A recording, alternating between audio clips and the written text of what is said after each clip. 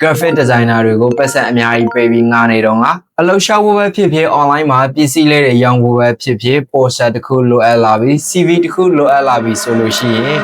ဒီနေ့မှာတော့ graphic design ကိုအခြေခံလုံးဝမရှိရင်တော့မိမိရဲ့ဖုန်းတစ်လုံးတည်းနဲ့ Canva ကိုသုံးပြီး professional ကြကြ design ရေးဆွဲတဲ့ပုံစံတွေကိုတစ်ဆင့်ချင်းစီအသေးစိတ်ပြောပြပေးပါမယ်တကယ်တော့ Canva ဆိုတာခက်ခဲတဲ့ software တစ်ခုမဟုတ်ပါဘူးအစဉ်အသင်းပေးထားတဲ့ design တွေကိုအလွယ်တကူပြင်ပြီးသုံးလို့ရတဲ့ software သာဖြစ်ပါတယ်ဒီထဲကိုဝင်ပြီးဘာတွေကိုဘယ်လိုသုံးရမလဲဆိုတာကိုသိတဲ့အခါကြာလို့ရှိရင်တော်တော်လေးကိုလွယ်ကူတဲ့ software တစ်ခုဖြစ်ပါတယ်ဒါဆိုလို့ရှိရင်ဖုန်းလေးနဲ့အတူတူပြင်ဆင်ရအောင်အစိတ်တော့ပြပေးထားပါတယ်အတူတူကြည့်ကြည့်ရအောင်ပါပထမဆုံး Canva ကိုသုံးဖို့ဆိုလို့ရှိရင်ဖုန်းရဲ့ Apple Store ဒါမှမဟုတ် Play Store ကိုအရင်တော့ပါ Canva လို့ရိုက်ချပြီး install လုပ်ပါ Google account နဲ့အလွယ်တကူ login ဝင်လို့ရပါတယ်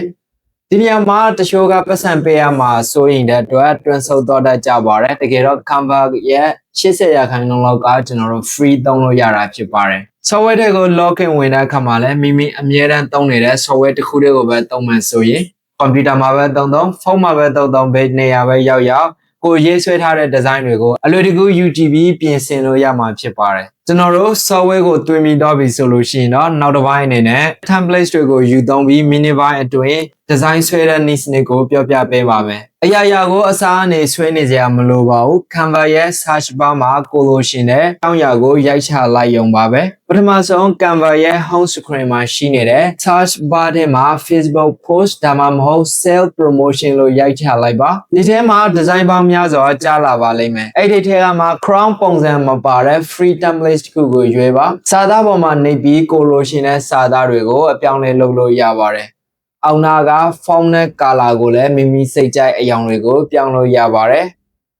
ပုံထဲကဓာတ်ပုံတွေကိုကိုစိတ်ကြိုက်ပြောင်းရှင်တယ်ဆိုလို့ရှိရင်လည်းပုံကိုတစ်ချက်နဲ့ပြီးရင် replace ကိုနှိပ်ပြီး font ထဲကဓာတ်ပုံကိုရွေးထွဲလို့ရပါတယ်ဒီနေရာမှာ design ဆွဲတဲ့အခါမှာအမှားပြုလုပ်လို့ရှိကြတဲ့အချက်တစ်ချက်ကိုပြောပြရှင်းပါတယ်ဒါတော့စာတွေကိုပြုတ်သိပ်အောင်ရေးပြီးအယောင်တွေကိုစီကံမရှိအလွန်ကျွံသုံးတာဖြစ်ပါတယ်အဲ့ဒီအတွက်ရိုးရှင်းတဲ့နည်းကတော့အယောင်ကို3ယောင်ထပ်ပုံမသုံးပါနဲ့စာသားကိုအနည်းဆုံးနဲ့ရှင်းလင်းဆုံးဖြစ်အောင်ပဲထည့်ပါအခုချိန်ထိကြည့်ရတာလွယ်တယ်မလားခက်တာပါလို့ရှိရင် comment မှာမေးခဲ့ပေးပါပုံဆွဲပြီးွားပြီဆိုရင်တော့ပုံကိုဖုန်းထဲမှာ download ထုတ်ယူတဲ့နည်းကိုပြောပြချင်ပါတယ်ပထမဆုံးအပေါ် down က down arrow icon လေးကိုနှိပ်ပြီးလို့ရှိရင်တော့ PNG ဒါမှမဟုတ် JPG format ကိုရွေးပါ